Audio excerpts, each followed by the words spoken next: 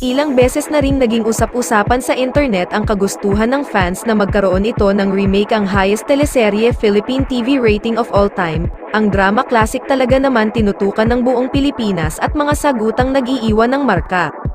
Napapabalitang gagawa na nga raw ng remake ang 1997 classic kapamilya soap opera na pinagbidahan ng tinaguriang Queen of Pinoy teleserye na si Miss Judy Ann Santos. Posibleng sa 2024 e-ere ang nasabing revival ng nasabing serye, na itinuring din na highest rating drama series of all time, na nakapagtala ng 67% rating sa isang episode. Usap-usapan rin na si kapamilya actress Francine Diaz raw ang top choice para sa title role, na siyang nagmarka noon kay Miss Juday bilang isang magaling na aktres.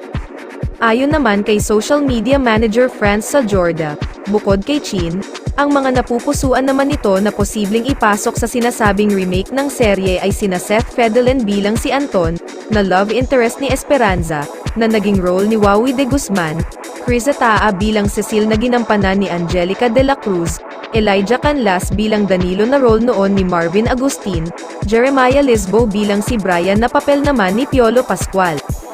At para sa role na Rosella, na hawak noon ni Miss Carmina Villaroel, maaring babagay raw iyon kay Daniel Estraner o Charlie Dizon. Ngayon pa lang ay kanya-kanyang bet na ng mga netizens. Simula pa lang na umere ang Esperanza sa Jeepney TV, ito na ang madalas inihihirit ng kapamilya fans, ilang pangalan na rin ang narumor na gaganap bilang Esperanza.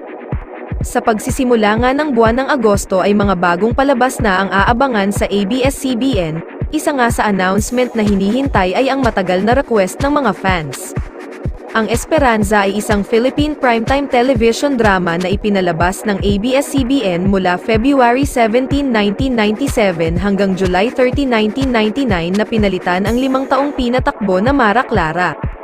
Ang palabas ay naipost ang pinakamataas na rating ng bansa ng isang solong episode sa isang serye sa TV, sa 68%, sa isa sa pagpapalabas nito noong 1997, ang finale episode rating na 59.8%, ay ang pangalawang pinakamataas na na-rate na finale episode sa lahat ng telebisyon ng Pilipinas na pinagbibidahan ni Judy Ann Santos. Heto ang ilan sa mga gusto ng netizens na gumanap. Charlene San Pedro, please, she is one of the versatile actress in her generation, give her a big break.